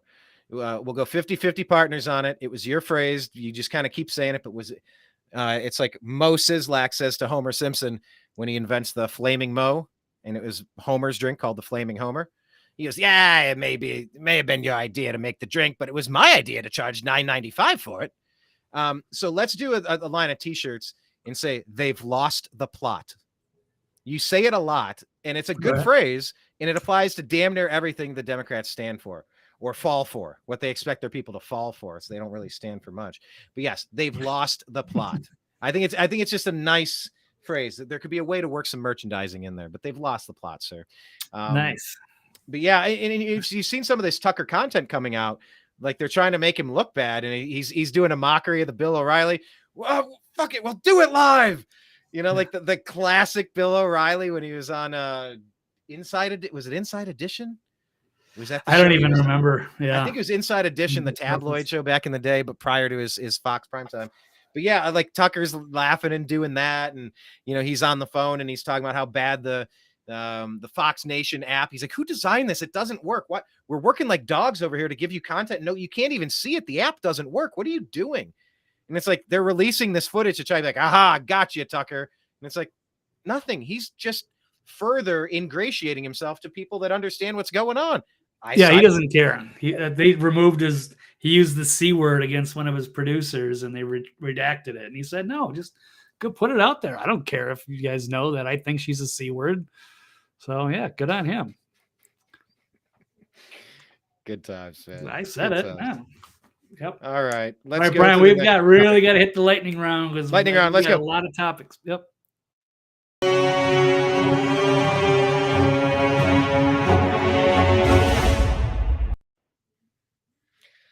Good. Here's a topic I don't care to spend too much time on. Blake, agree or disagree? We shouldn't discuss Steven Crowder's divorce publicly. Agree or disagree that we shouldn't discuss Crowder's divorce publicly?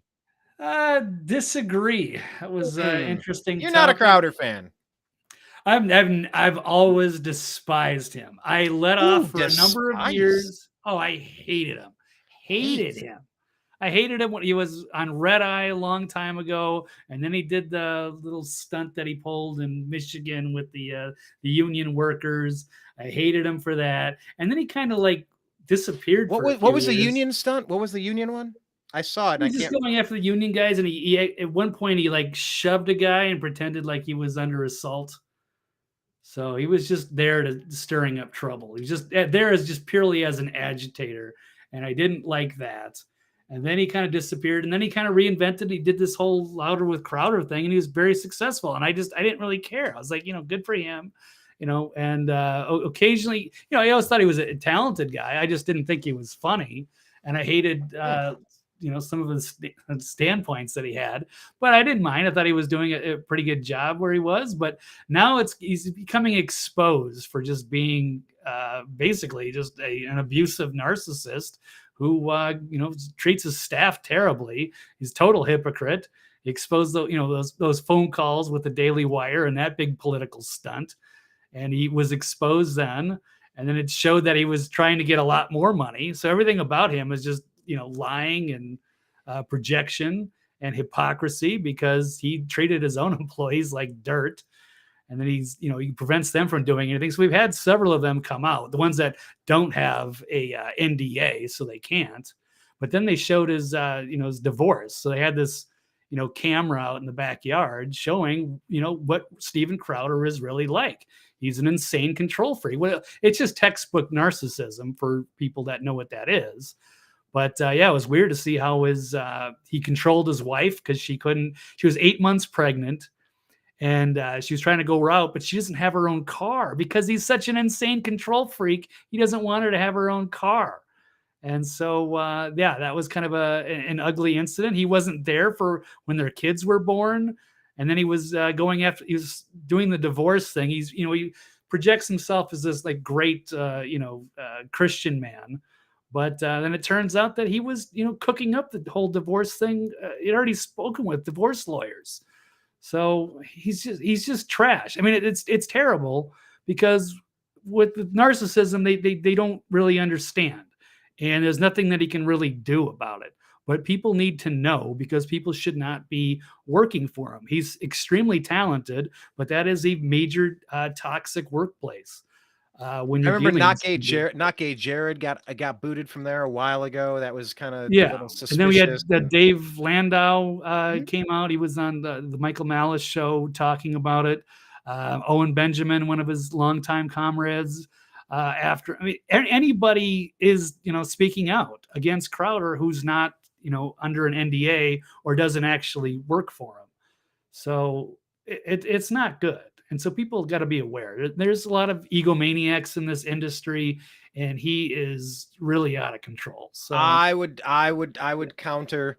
I would take a slightly different perspective there. Like, no. I don't know. It's really, I'm just not liking the tone and like how Candace Owens is coming. Like, he tried to blame it on like she was like trying to blackmail him. It was just total bullshit. Well, but like Candace is going after Crowder. Candace is going after Nicole Arbor. I don't know. Arbor is okay. Well, in her defense, I will say Arbor and Steven Crowder are absolutely textbook narcissists. Well, I'll just say I have never encountered these people, and I'm not taking any of the stories or rumors that I've heard as gospel. Yes, something came out on a Ring camera. By the way, like, if there's never been a better advertisement to get rid of your Ring camera, I don't know what is. Like, why do I want to be surveilled all the time? Not to like get away with things, but just how is this getting out? Like, I think it was the family who was concerned, because one of the other things that narcissists do is they like to isolate their people. So like he basically has his wife, taking her out of Detroit, moving to Dallas to try to like get her separated from her family so she can be more easily controlled. That's the way these people, they're paranoid control freaks. And that is just the typical behavior. So it's nothing against. But even in that portrayal, though, Blake, like, but he's far be it from me to like defend Crowder like I know any better, or that he's on my team or something. Like I don't know the guy. But I mean, Hey, would you Just want to work for him if he said here's an NDA, but you want to come but work for me? framing it like he took her out of Michigan only to get her isolated. It's like, I don't know why did he go down to Texas? I don't know, because Texas is an awesome place to run a business. Like that's Right. obvious. Michigan sucks. With Right. Gretchen Whitmer up there, you got 8 Mile, you got constant smog. It's like a black and white city. It's all I'd rather be sooty in and Dallas. gross. Yeah, Detroit's a Yeah, dump. come on. Yeah. Everybody would rather be in Dallas, Right. Fort Worth. So yeah, I'm not going to pile on to some of these things because we have a heavily edited, and I think by all accounts it's an edited Ring camera thing. The parts that make him look the worst have definitely been shared and shown, and we don't have the rest of it. And it's just I don't really want to get into people's personal lives this much. Like what are we? I think it steers it's us just off a course. glimpse, but that if you've been around narcissists, that's the way that they act when they're not on, when they don't think they're being watched and they have you isolated. Like in this case, it was his wife who's 8 months pregnant. Yeah, and then you're basically just the abusive, the gaslighting, the behavior that goes on. It's awful, and the But you're family right. was concerned. You're He's right. also, yeah. Well, I was just gonna say you're right that Owen Benjamin and Dave Landau and not gay Jared, and I mean, like there's a stack piling up, and yeah, it is what it is. So I just and a Daily Wire. yeah, I mean he was negotiating. I don't know. I thought it was. I wouldn't have played it that way, but to each their own. I don't But he know. tried to make it all a conspiracy as though it was, big con, and that he was such a good guy standing up for principle, 50 million, while he's trying to get 120 million. So he's just nothing wrong with going for market he's value. Always the victim. Look at what quarterbacks it's are always making. Someone else's fault. It's never Stevens. I mean, so he's just, 50 he's million, bad 100 news. million, 150 million. I mean, what's the going rate for a Rogan, for a Shapiro, for a Crowder, for a, pick your independent commentator with millions of views. I mean, he's just going for a contract. I don't fault the guy for going for a contract. Right. I just didn't like I don't the way he either, did it. but then he made it a public spectacle and act like he was, lowballed and they were trying to control him and this and that. And it was just well, the contract components that he Daily Wire. the contract points that he read were straight bullshit. And I worked in the contracts department of the world's largest talent agency for a while. I got to see some crazy shit in contracts, to the point where every Tool concert back on their 10,000 Days album, they were playing in small theaters. Every ticket in every city that they performed on that entire tour had to be $66.66. Every city, every state, every venue has different excise taxes, liquor taxes, venue taxes. The amount of headache that went into the two assistants and the agent and us working in the contracts office to pull off that $66 stunt. It was mind-boggling. So anyway, just point being, some of the stuff that Crowder pointed out in the Daily Wire contract is some straight bullshit. And I don't think people should be signing contracts like that. But yeah, the rest of how it played out, fine. I'm not going to necessarily disagree with you. I didn't like it at the time. I wouldn't have played it that way. But anyway, no, I'm going to say that I don't think it's really something I'm going to work myself up into a lather over, because just look, once again, Biden is steering us into a collision course, full speed into a rock cliff. What are we doing? We're getting rid of Tucker. We're taking out Crowder. Like, what are we doing on the other side of the insanity? We're destroying ourselves. Now, I'm not saying he doesn't deserve to take some heat, but I'm just saying, can we please focus on the other issues? But people need to know, and this is a good case for people to understand. We don't have all the information. We don't have all the. We're getting one side of it. Oh, we've got enough. You said you took psychology in college, right? Do you have any idea what people go through in these narcissistic relationships? And not a lot is known about it. And it's not just like, healthy amount of narcissism that you want to be out front and you want to be a leader. It's an actual, pathologically narcissistic, where this is just the way that you're wired. That is the way that your persona is. And it's this constant survival mode paranoia where you're trying to control everything around you.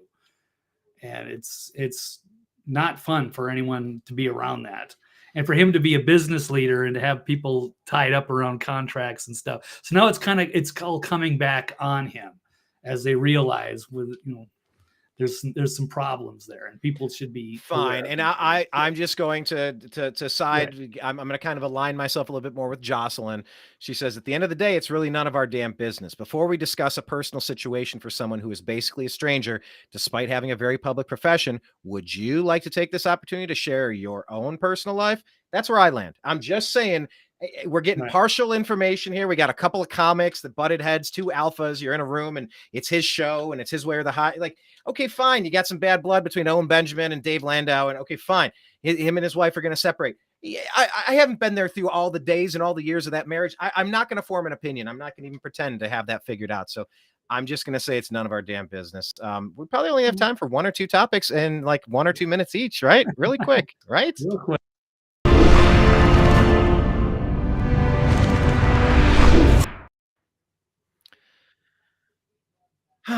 Fine. Moving quickly. Praz Michel's illegal lobbying conviction is not connected to the OMG expose on illegal donations or a bigger scheme. That was a little wonky, maybe. Brian, we had a packed news day. Why did you add it?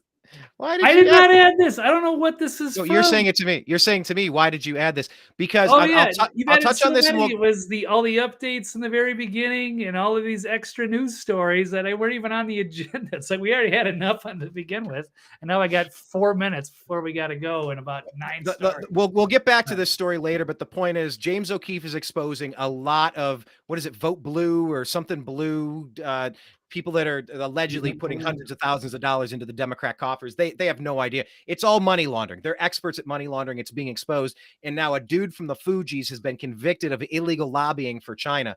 And you look at John Cena, you look at LeBron James, all the entertainment, the music, the actors, the sports. I hope the dam is flooding. We'll get to that story later. Blake, do you think Biden has blood on his hands for the 4-time deported killer in Texas? Oh, Cleveland, Texas. Okay, I know it was the guy that is an illegal immigrant that shot up some people Alien with an AR-15. That's definitely. So blood on his hands for Biden. Ties into one of the stories. Yeah, there we go. Texas Governor Abbott. Yeah, because Mayor Lightfoot, I thought she was out. I thought she got voted out, but she's out. But now she's flipping the script on all of her awful policies. It's like she's trying to get back in. She craves the limelight. She thinks it's owed to her. But yeah, that's the question. Do you think that Governor Abbott should stop sending illegal aliens, don't call them immigrants, illegal aliens to Chicago? No, I disagree. So this was all because of Lori Lightfoot demanding Texas governor stop. We are completely tapped out. Well, how do you think Greg Abbott's feeling? How do you think those border cities are feeling about being tapped out and nothing is being done by this administration? So they decided to start, deporting them to other spots where where they have these sanctuary cities. And I think it's like, but we already have enough Democrat votes here. We're trying to turn the red states blue. You need to keep them in your red state. It's like, screw you. Yeah, that's the number one export of Texas now, but they should be sending them to Central America or back to. They got to get it figured out, man. Like use your budget, reallocate, build your own damn wall, send the National Guard. What are we even doing, man? Anyway, we're pretty much out of time. We got so many good stuff. Well, we only have a couple. Right. All right. Epstein specializing in blackmail. Is that confirmed now? I mean, I've known it forever, but that seems to be the case, and that people are getting tied into him and perhaps trying to get information. So that was a disturbing story. Epstein spies just newly revealed meetings with the Biden CIA director fuel belief that he was a blackmail operative. And it's also, there was a great monologue by one of the last people at Fox that's decent, that Jesse Waters was talking about Epstein, the Obama's lawyer, trying to get tying in with the Bill Gates. Let's try to get, Catherine Rumler. And then you've got meeting with Joe Biden, CIA director. Yeah, the CIA director. Burns. Come on. Yeah, William Burns is working for John Kerry at the State Department, meeting with Jeffrey Epstein, and now Burns is the CIA director. So it's almost like the guy wants to be a CIA director, and they say, well, why don't you go visit Epstein? And then Epstein presents him some temptations, catches it on camera, and then now that he's good and blackmailed and compromised, he becomes the CIA director. But who knows? Either way, he's probably trying to dig up information. I'm not saying he was involved in any salacious stuff with minors or anything like that, like Epstein. But yeah, some interesting people that have come out, including Noam Chomsky. But I don't know if anything was, again, involved in pedophilia or anything like that. And the CIA thing is mainly like, how involved are they in trying to use Epstein as the spy to gather all that information? It's like, it is clever, but it's like, it's demonic to abuse children. Like, why are we, like, how is this, man? The CIA has lost the plot. How many years now has the CIA been, I mean, for the love of God, man, who's going to defend child abuse? Who's going to defend this? This information is still not out yet. I'm waiting. Yep, she's waiting for someone to be arrested on the Epstein client list. You mentioned on the shows here that raping kids should be an automatic death penalty. Was that attached to this story? I know no, that's your nemesis. I have a nemesis? Is it Dr. Demento? Dr. Demento. Sorry, that's a Bart Simpson reference. Let's see if I can get this to work. No, it's Sideshow Bob. I'm only 10 years old and I already have 2 mortal enemies. Yep. DeSantis signs a bill to authorize death penalty for child rapists in Florida. Bravo. Bravo. Quicker the better. It seems like recidivism rate is through the roof. Very good. Seems like my computer is frozen. I don't know why. So it's all right. I got the headline. That's all we need to hear. Big kudos, big thumbs up to Ronnie D for doing that. What about flashing kids? Is that one in here as well? Flashing kids? Who's flashing kids? Ronnie D? That was in Colorado. 27 Democrats vote against making flashing kids a felony.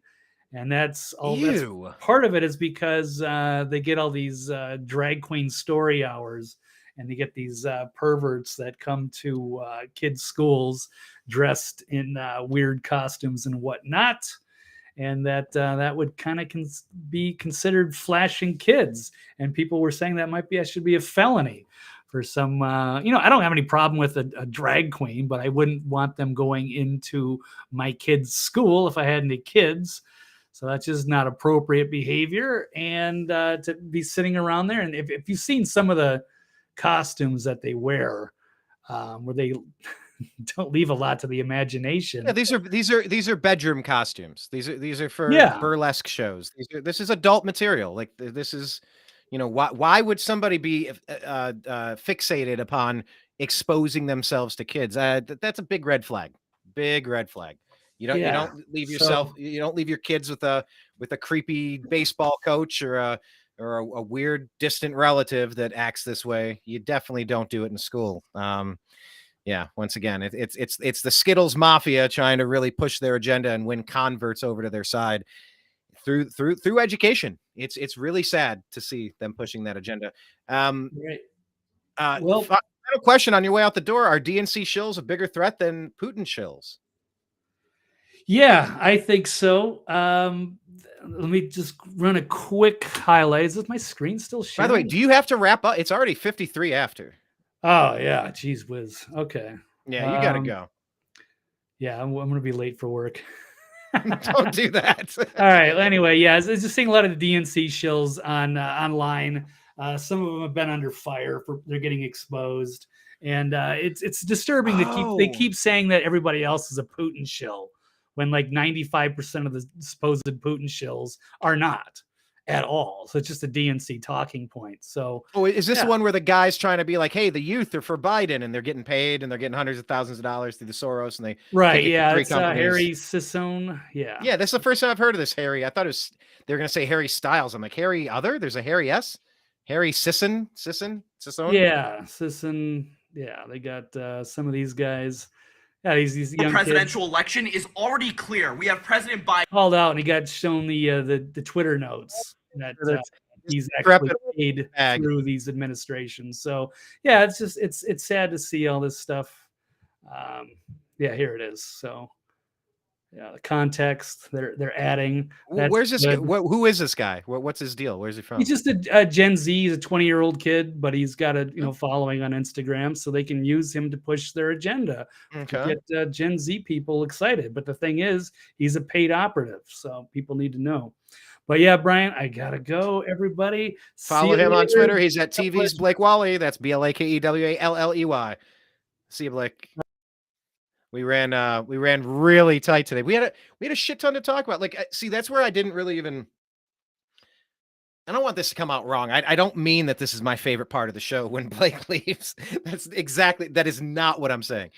But I do enjoy this part of the show, and I have been intending to do more shows solo, just because there's a difference between playing a game of tennis with an opponent and then providing a soliloquy where I just kind of talk things out, and I go on my stream of consciousness, and I'll go on tangents and go down the rabbit hole, and then I'll read some of your comments and I'll get back to it. It's just a different way. It's a different mode of communication, and they kind of require different areas of the brain to operate. So I do enjoy this segment where I get to kind of go back now, and it's weird. I couldn't see all your comments, and I wasn't really able to scroll through all of them, so it might be difficult. But let me see if I had anything else I wanted to get to here. But yeah, I want to make sure you're all following us. We have our new podcast. It's on, what is it? It's anchor.fm, which is Spotify. So look for the Agree to Disagree show and hit subscribe. We need some action over there. Like, we don't have action. We need action. So if you could take just a moment right now, press pause, or just pull up another tab, go on to Spotify and look for the Agree to Disagree show and hit subscribe, please. Rumble as well. That's a place where we're putting all our content, kind of the new YouTube for us, because YouTube has really demonetized us and shadow banned us, and we're not a fan. Although we have 1,700 videos, I believe, something like that, over the past 12 years. So please subscribe, youtube.com/The New American Media, but definitely Rumble, The New American Media. Find us there. On Twitter at American_media_. Jocelyn saying kids being flashed. Why would a parent bring their kids to a drag show story hour anyway? Some parents shouldn't have kids. Seriously, it's virtue signaling. There is a psychosis. There's a psychosis to all of this. It's like, how woke can you be to stick a thumb in the eye of a Christian conservative, for example? Like, what's the craziest thing we can do? It's like, okay, we'll have our Satan classes, our after school Satan club. Awesome. Yeah, drag queens exposing themselves to kids. This is going to be awesome. And we'll prove to those intolerant jerks just how tolerant we are. We'll show them a better way. It's like, you protect your kids. They don't need to be exposed to that stuff. I remember my parents. Geez, we didn't even have cable when I was growing up. Maybe it was because my dad was thrifty. Some have called him a word that rhymes with little bo peep. But yeah, thrifty. I didn't even have cable growing up. I remember when I was watching movies and listening to music, like I had a Guns N' Roses album confiscated from me. And my mom was not a fan of what she was hearing. My friends were watching R-rated movies, and I wasn't allowed to. There were a lot of movies that I missed out on growing up, and then I caught up with later in life. But kids, when they're developing, they don't need all this stuff in their heads. It's complicated for adults to figure out. It's adult subject matter. You're not supposed to be doing that with kids. Jocelyn saying that people are finding out that there's a lot of Twitter posts that are paid shills for the Democrats. Of course they are. In all their engagement numbers were bullshit from the beginning. Twitter was just a deep state spy app, just like Facebook and YouTube, especially after YouTube sold to Google. It just went so downhill from there. I'm old enough to remember back when YouTube used to be cool. It really did. I feel like in the beginning days, Twitter was really cool too. And it just got so wonky. And they got so angry after Hillary lost. She lost because she sucks. She lost because she's a globalist. She lost because her husband is a... Let's see what comes out in this this Epstein stuff. I think we all know the deviant who Bill Clinton is. Hillary lost because she deserved to lose, but man, they got so angry and they warped. Facebook was always kind of wonky. Twitter was always kind of wonky. but they never went through with like the levels of censorship that they did after President Trump won. And President Trump won because he was talking to this country. He was talking to these people in this country, these cities, these states, this continent. Like he gave a shit about the people here, not about everybody else, every other place. A strong, competent, sane America can help the world. But if we have all of our priorities out of whack, you cannot help the neighbor. You cannot help the passenger sitting next to you until you put your own oxygen mask on and affix the straps so that you can breathe your own air. You got to take care of you first. That's all America First was. So yeah, I mean, they just went crazy. And so yeah, a lot of the engagement on social media, it's been cooked for a long time. It's been fake as F for a long time. Yeah, kids being flashed. Why would a parent bring their kids to a drag show? It just doesn't make sense. Jocelyn saying Epstein having ties to Mossad, the Israeli National Intelligence Agency. That's big. Yeah, that's really big. I just kind of think of the phrase, if you want to know who's in charge, see who you're not allowed to criticize. And actually, on that topic, didn't Ron DeSantis travel to Israel to put a ban in on Floridians if they have commentary that Israel doesn't like? Like, what in the hell was? Let me pull that up real quick. Last story. Let me just kind of.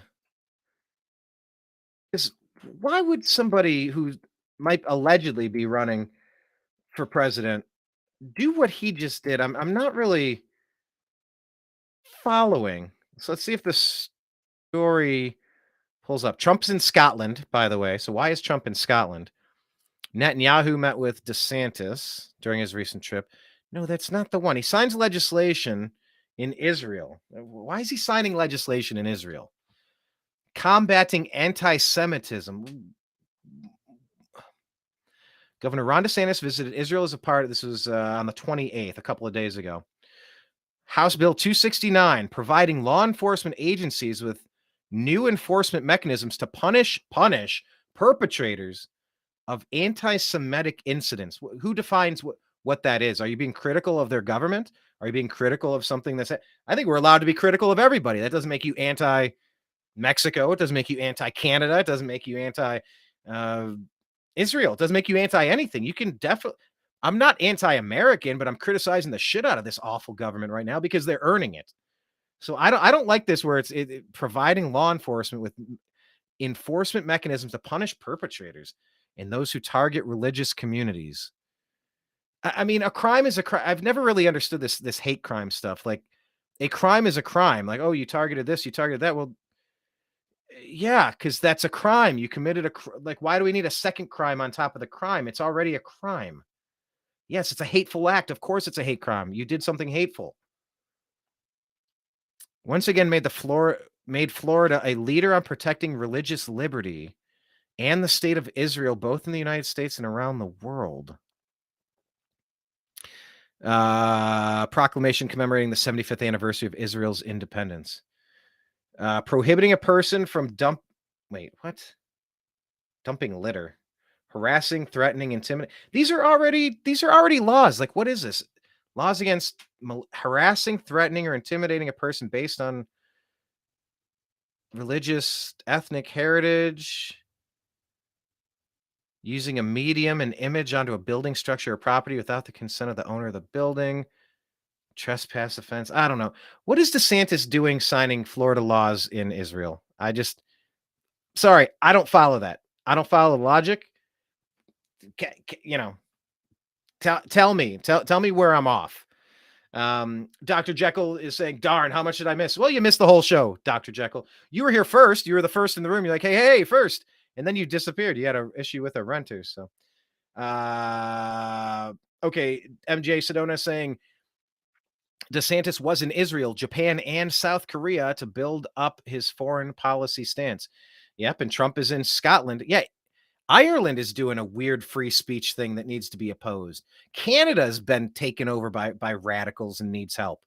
There's a lot of trouble on the global stage, man. Let me tell you. But yeah, the one in Ireland is really dangerous too. Jocelyn saying, going back to when I was discussing television, she said, when we had kids, we got rid of our TV. Why do you think it was called programming? We didn't get a TV until the Cubs played in the World Series about 7 years ago. Doggone it. Yeah, you beat my Cleveland Indians, and now my Cleveland Indians no longer exist. I will never see a Cleveland Indians World Series because you beat me. Hooray. Thanks for that. People are finding out that there's a lot of Twitter posts, paid shills. DeSantis needs to keep his arse in Florida. Okay, cool. Well, look, that's what I have for today. To Dr. Jekyll, I would encourage you, like I did to everybody else, please go on Spotify and subscribe to the Agree to Disagree show. We need some traction. We need some clicks. We need some views. We need some listens. So please do that. Some subscriptions, Rumble, The New American Media, youtube.com/The New American Media. Yeah, Facebook deleted our company page with no reason, no opportunity to dispute that erasure. So I don't really send people over there, but we do have the Agree to Disagree show. It's called TNAM's The Agree to Disagree show on Facebook. Private group. We do a lot of stuff there. So follow us there. On Twitter at American_media_. Follow Blake. He's at TV's Blake Walley on Twitter as well. So yeah, thank you all for watching. Whew. I could probably go another couple hours, but I do have a couple things I got to do. So we're going to end it for now. We'll plan on being back on Thursday, as usual, Tuesday, Thursday, 3 p.m. Eastern time, about a 2-hour show, roughly. We've been pretty consistent over the past few months. So thank you for helping, populate the rooms with your comments and your interaction. We appreciate that about you. So follow us on all those places, especially on podcast and Rumble, because those are places that are brand new and we're building. And we look forward to talking with you again soon. Appreciate you. Love you. Take care. Peace.